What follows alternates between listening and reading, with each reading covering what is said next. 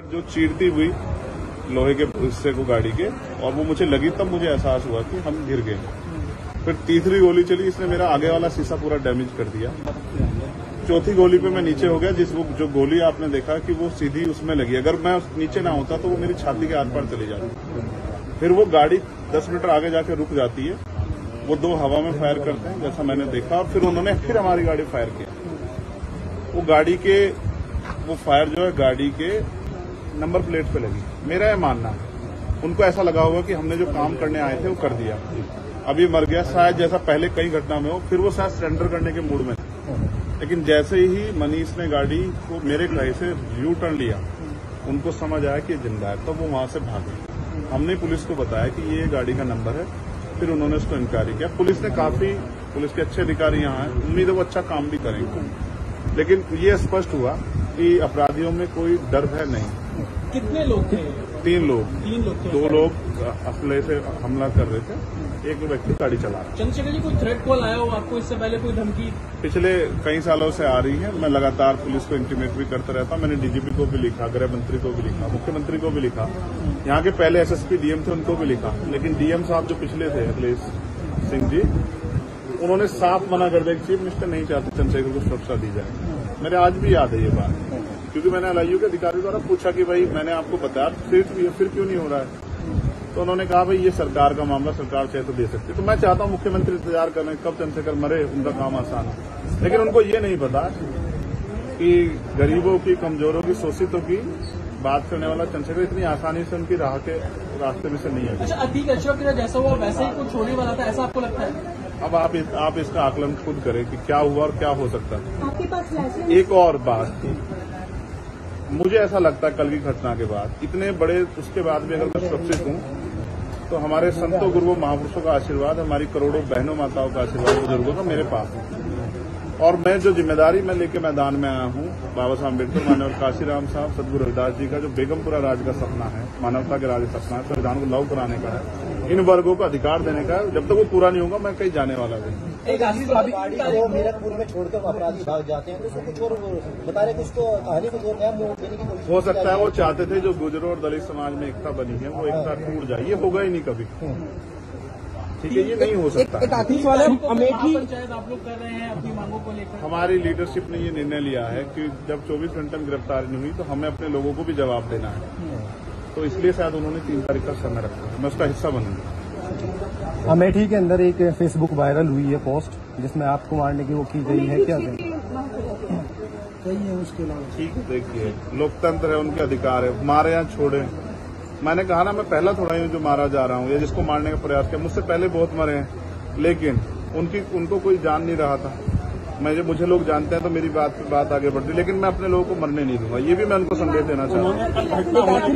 Post किया है अमेठी क्षेत्रीय महासभा से कि इस बार तो बचिए, अगली बार नहीं बचे। देखो, मैं गोली से डरता नहीं, मैं गोली से, बंदूकों से नहीं डरता हूँ। मैं संवैधानिक रास्ते से चलता हूँ, संविधान को मानता हूँ। गोली चलाने वालों को भी कहना चाहता हूँ कुदरत उनको सद्बुद्धि दे, गलत जगह पंगा ले रहे हैं।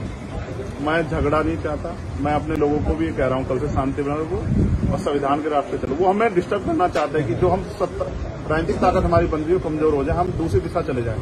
लेकिन ये भी एक अटूट सत्य है कि हम संविधान के जरिए जवाब देना जानते हैं, और किसी को गलतफहमी हो तो वो गलतफहमी सुधारने का समय। वो क्यों कर रहे थे, वो पाला किसने? मुझे ही तो मारना है ना। वो बता दे मैं चला जाऊंगा मरने में, अगर मेरे लोगों के साथ तो खेलना मैं तैयार हूं। अगर मेरे मरने से हमारा आंदोलन आगे बढ़ता, हमारे लोग खड़े होते, मुझे कोई दिक्कत नहीं है। लेकिन उनको ये समझना चाहिए कि ये आज लोकतंत्र है। गोली की भाषा से एक चंद्रशेखर मरेगा तो क्या हो जाएगा, हजारों चंद्रशेखर पैदा हो जाएंगे। ये समाज, बहुजन समाज तो उपजाऊ समाज है। एक मरेगा, 1000 पैदा हो। कितने चंद्रशेखर मारोगे? मारो। गोलियों में सत्ता का संरक्षण आपको है, मुख्यमंत्री आपका अपना है, खूब चंद्रशेखर को मारो। हर जिले से चंद्रशेखर पैदा हो। पहली घटना आपके साथ बाबा साहब अम्बेडकर और मानव काशीराम साहब को सपना पूरा करे बगैर संविधान को लागू करवाए हम लोग जाएंगे। चंद्रशेखर भाई, पहली घटना आपके साथ मुजफ्फरनगर में हुई, दूसरी अब देवबंद में हुई। क्या अब लगता है कि आसपास का क्षेत्र उससे पहले बुलंदशहर में? अगर पहली घटना पे ठोस कार्रवाई हो जाती तो अपराधियों के हौसले कमजोर होते हैं। लेकिन मैंने कहा ना कि एक रानी का नहीं, प्राइमरी स्कूल के हेडमास्टर का बेटा है, एक गरीब माँ का बेटा है, तो मर जाए क्या फर्क पड़ा, किसी को क्या फर्क पड़ता है? उनका रास्ते घाटा आसान से निकल रहा है। तो इसलिए उनको लगा कोई वो नहीं, लेकिन जनता समझ रही है। मेरे एक एक खून का जवाब मेरे लोग जो है ना मुझे संरक्षण देके देंगे एक आखिरी सवाल और सबक सिखाएंगे भारतीय जनता पार्टी की सरकार को, जिसके अब संरक्षण में गुंडे पड़ रहे हैं। एक आखिरी सवाल है, क्या ये पॉलिटिकल अटैक था आपको लगता है? पुलिस जांच कर रही है कि मेरे मरने से किसको फायदा हो सकता है, कौन मुझे चाहता मैं मर जाऊं। पुलिस जांच कर रही है, मुझे उम्मीद है पुलिस फेर जांच करके कोई मैनिपुलेट करके नहीं सही जवाब देगी कि उन्होंने ऐसा क्यों किया। चंद्रशेखर का जो कद बढ़ रहा है देश के अंदर, कई मुख्यमंत्रियों ने भी अब ट्वीट किया है, ओवैसी ट्वीट कर रहे हैं, कहीं और कर रहे हैं, तो इस चीज को क्या ये लगता है कुछ भी गलत होगा तो लोग बोलेंगे। अगर कल मेरी जान ही चली जाती तो लोग फिर भी तो उनको पीड़ा होती, उनको अपना भी देखना है, कल उनके साथ भी हो सकती है। ये लाइन ही विचारधारा ही गलत है कि गोली से ऊपर, और ये बीजेपी की भाषा है, गोली मारो सालों को, ये वही उसी वो उपजाऊ हो रही है।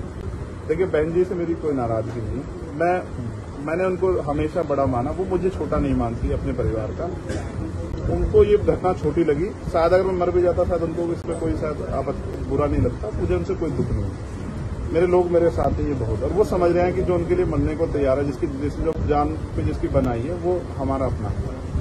मेरे लोग मेरे साथ खड़े होंगे, मैं लगभग सभी दलों के लोग आपसे मिलने आए हैं, कैसा देखते हैं, क्या नहीं मैं उनका भाजपा के भी विधायक आए हैं। मैं कह रहा हूँ बस सबका धन्यवाद करता हूँ, मगर ये है मैं ये प्रयास करूंगा कि भविष्य में ऐसा किसी के साथ ना, इसलिए लॉ एंड ऑर्डर की कानून व्यवस्था अच्छी होनी चाहिए, मुख्यमंत्री उस पर ध्यान देना चाहिए। बात चंद्रशेखर की नहीं है, बात इस प्रदेश में हो रही हजारों बहनों के साथ जो असमतें लुट रही है, हर महीने रेप हत्या हो रही है, लोगों की जान जा रही है, सब उन पर वो करता है।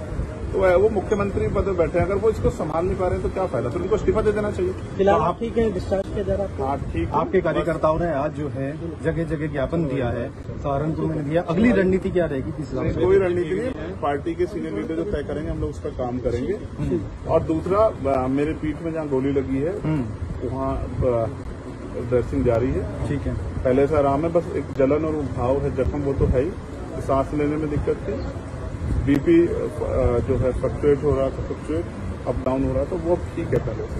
ठीक है, चलो।